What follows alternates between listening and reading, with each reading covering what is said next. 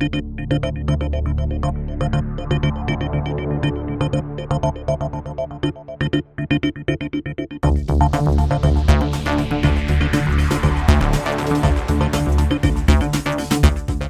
tarde a todos e todas. Muito obrigada pelo convite, professora Cristiane e ao Marcos Urupá. E a minha fala é bem pontual com as batalhas que a gente tem enfrentado. A gente quem? Eu sou representante e advogada de uma entidade de defesa do consumidor, represento o terceiro setor no Comitê Gestor da Internet no Brasil, num momento onde se passou a discutir a regulamentação do Marco Civil da Internet, e também represento os usuários no Conselho Consultivo da Anatel, que trabalha com relação à primeira camada de infraestrutura, como foi dito aqui pelo Sivaldo.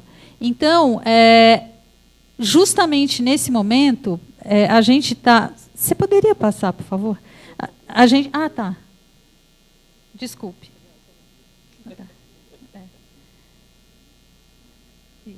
A gente tá discutindo, né, ainda interpretação a respeito do Marco Civil da Internet, disputando, né, no campo da regulamentação do Marco Civil da Internet com os grandes operadores de infraestrutura física, porque a disputa é com eles, né, e com a Anatel, que adotou esse discurso e que entende hoje que o serviço de conexão à internet é um serviço de telecomunicações, está preparando, segundo ela, apesar da pouca transparência que marca a atuação da Anatel, mas que estaria preparando todo um arcabouço aí regulatório novo para que se engula, as telecomunicações engulam o serviço de conexão à internet, que hoje é separado.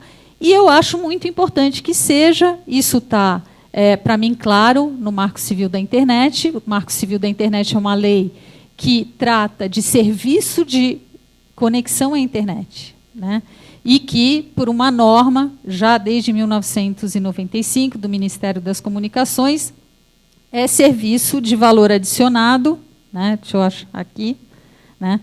Expressamente, né, é serviço de valor adicionado, não é serviço de telecomunicações, e a gente acha muito importante, né, que se preserve essa distinção. Por quê? Porque quando você fala, como foi explicado aqui na primeira palestra, quando você fala de serviço de conexão à internet, você está falando não só da regulação de questões de infraestrutura, mas você está no momento de regulamentar o serviço de conexão à internet, impactando liberdade de expressão, impactando privacidade, neutralidade da rede, que são aspectos que estão nessa camada de operação do serviço. Ah, mas as operadoras de infraestrutura de telecomunicações, elas estão fazendo isso. Sim, elas estão, porque existe uma concentração muito grande, né, nesse serviço. A gente tem gráficos aí, vou mostrar aí o gráfico na frente. 85% do provimento de banda larga fixa no Brasil está na mão da Oi, da NET e da Vivo, né, de 3 empresas que hoje dominam o mercado, e a gente vai ver a evolução dos pequenos provedores, e a gente vê que esses pequenos provedores, de 2008 para cá, vem caindo e vem... você tinha, 5 anos atrás, aproximadamente 5 mil de pequenos provedores de internet. Hoje você tem menos de 4 mil. Né? E você tem as grandes empresas comendo os pequenos. E o que será, muito provavelmente, que vai acontecer com a Oi agora. Né? Quando se discute o que vai se fazer com serviços prestados em regime privado, que hoje, por conta da lei que alterou o artigo 86, a lei do SEAC, né, alterou o artigo 86 da Lei Geral de Telecomunicações, que especificava que as empresas, as concessionárias, só podiam prestar telefonia fixa. Né? Então, hoje elas podem prestar tudo, e todos esses serviços, né, prestados em regime privado, estão sob o CNPJ da concessionária.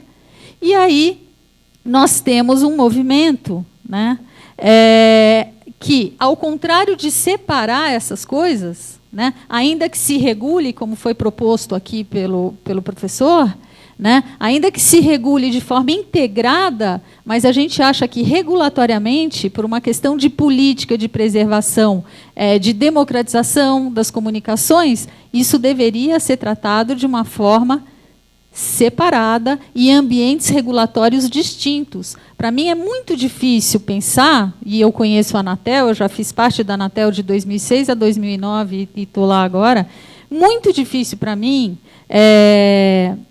aceitar que questões como liberdade de expressão, democratização das comunicações, vão ser tratadas dentro da Anatel com cuidado que esses temas merecem. Acho bastante difícil e acho importante a gente preservar uma estrutura como o Comitê Gestor da Internet do Brasil, não que seja o ideal do ideal, entretanto, né, eu estou há quase 3 anos no Comitê Gestor da Internet e posso dizer para os senhores que os debates lá, nós temos 9 cadeiras do governo e depois mais 12 cadeiras de representantes de empresa, academia, terceiro setor e empresas, né,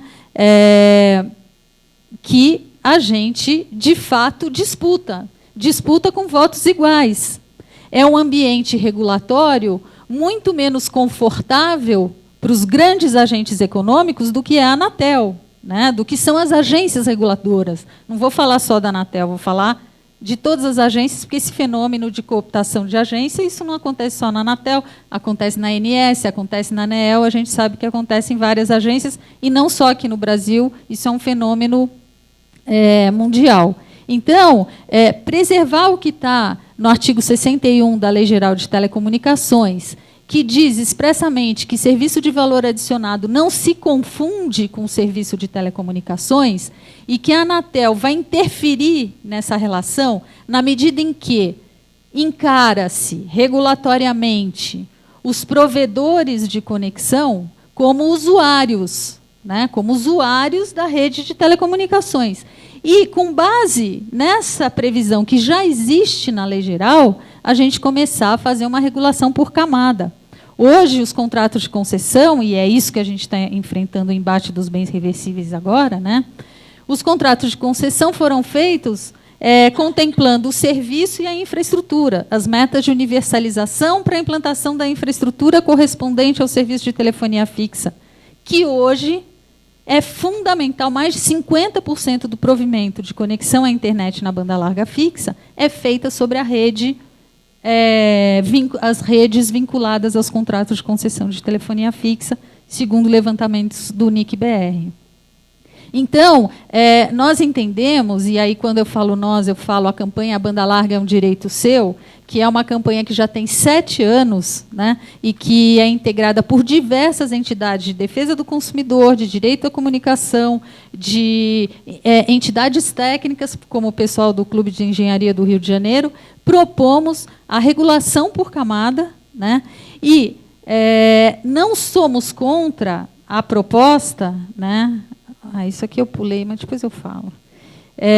Não somos contra a proposta que está agora em jogo, né, no Congresso Nacional, o PL 3453, que foi aprovado anteontem na Comissão de Constituição e Justiça, 36 votos a 11, a gente conseguiu conquistar aí e chegar a fazer o discurso, né, de não somos contra antecipar o vencimento dos contratos de concessão de telefonia fixa. Ok, podemos fazer isso, não há problema nenhum. Entretanto, temos de fazer isso nas regras que orientaram a licitação em 1998, que era a seguinte: olha, terminado o contrato de concessão, as redes, a posse dos bens reversíveis passa automaticamente para a União. É o que está expresso no artigo 102 da Lei Geral de Telecomunicações. Agora, o que o PL 3453, que foi aprovado anteontem na CCJ, está propondo? Que se acabe com o regime público. Aí o deputado falou, não é isso que propõe.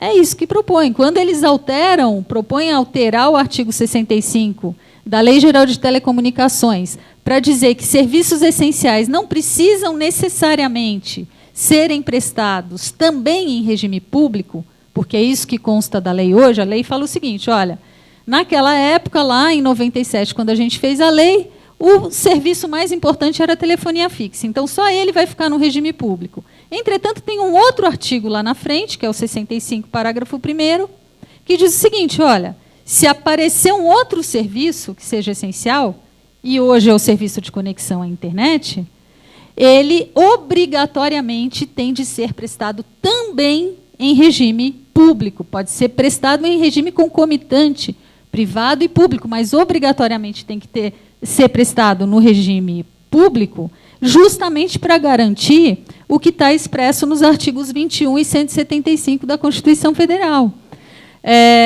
O artigo 175 fala que os serviços públicos, né, a obrigação de garantir a prestação é do poder público. Se você pegar o artigo 128 da Lei Geral de Telecomunicações, que trata dos parâmetros, né, de tratamento para os serviços prestados em regime privado, você vai ver que a possibilidade do Estado interferir e regular esses serviços será bastante limitada em relação ao que se pode no regime público.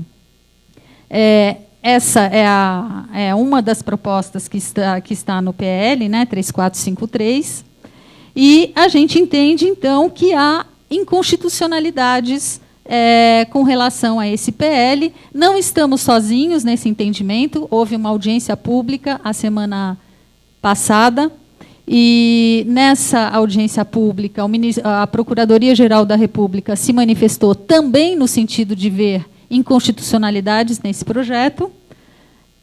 E aí a gente reitera a importância de se preservar o caráter essencial e o correspondente regime público, que não seja para os serviços, mas para a infraestrutura que dá suporte ao serviço de conexão à internet. Por quê? Porque seria assim que a gente poderia utilizar milhões, bilhões em fundos. Por exemplo, nós não temos mais como usar o que a gente se sacrificou, nós, usuários, né, consumidores desse serviço, cidadãos, pagamos, e que foi usado, segundo o Tribunal de Contas da União, desde 2001 até hoje, apenas 1%. Ok, foi contingenciado, já passou, porém, por ano, entre FUST e Funtel, nós recolhemos 6 bilhões.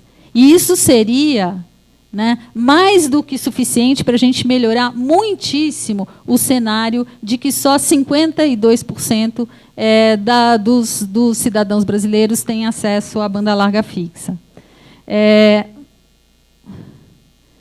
Outro recurso importante são os tais dos bens reversíveis. Segundo a Anatel, né, há diversos documentos da Anatel, mostrando que só em redes de transporte de acesso, backbone, backhaul, última milha, e a sua respectiva obra de infraestrutura, porque a gente imagina o que foi feito no Brasil nesses anos todos, valem 74 bilhões de reais. Mas, segundo a Anatel, que está querendo fazer essa troca dos bens reversíveis por novos investimentos em redes de fibra ótica no regime privado, houve uma depreciação dessas redes e hoje elas valeriam 17 bilhões ao invés de 74 bilhões, como consta do Acórdão 3311 de 2015 do Tribunal de Contas da União.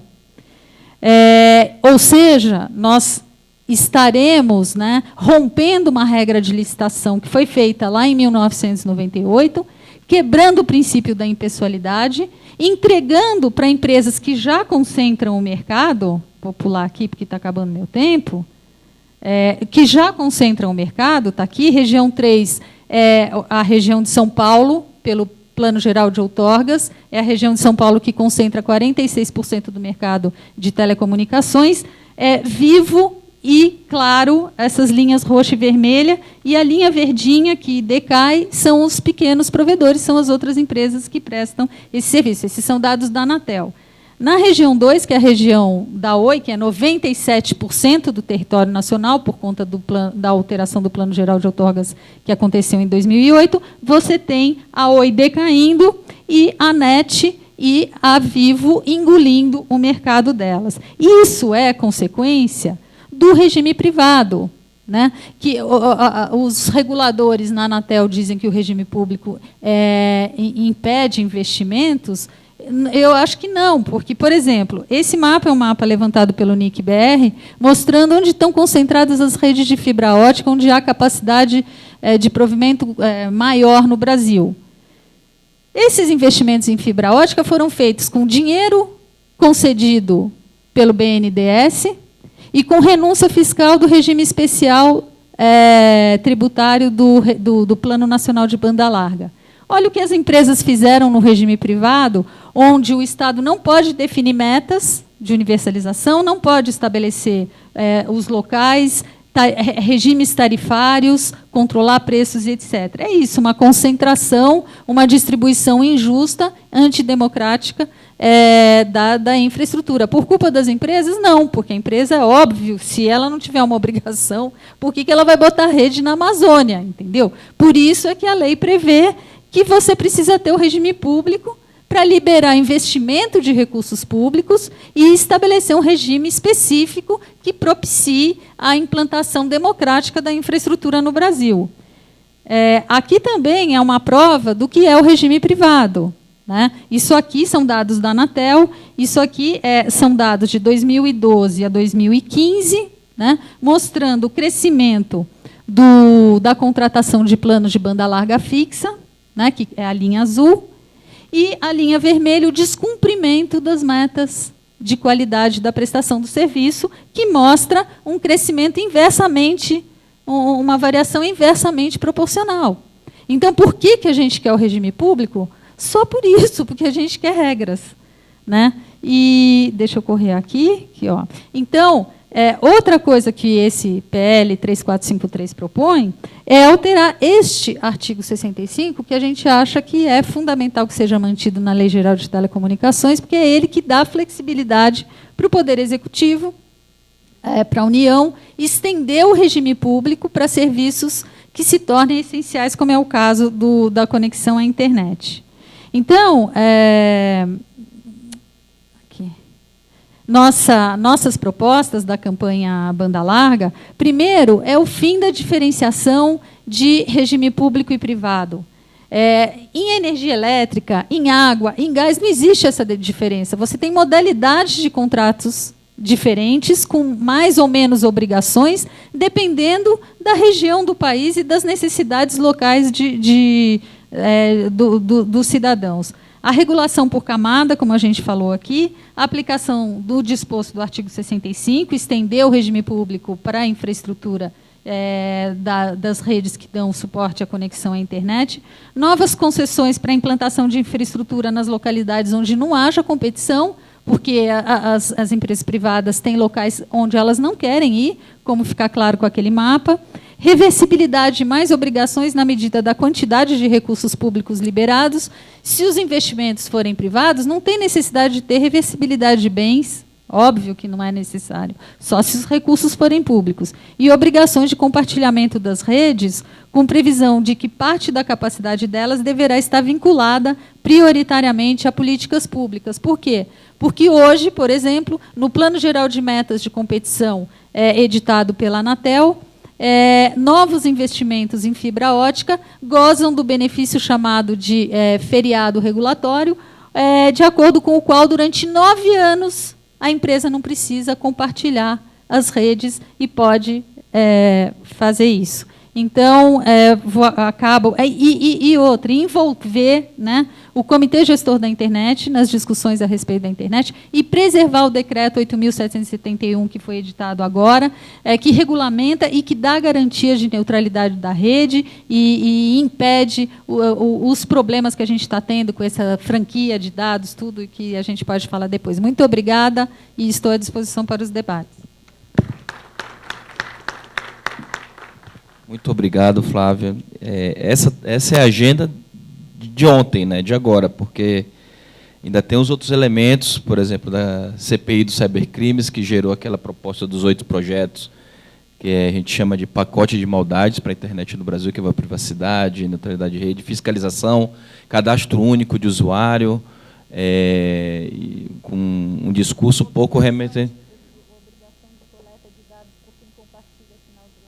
Isso, e que é um pouco o debate que é escamoteado da lei do Azeredo lá atrás, que iniciou o debate do Marco Civil, que o Sérgio Amadeu falou um pouco.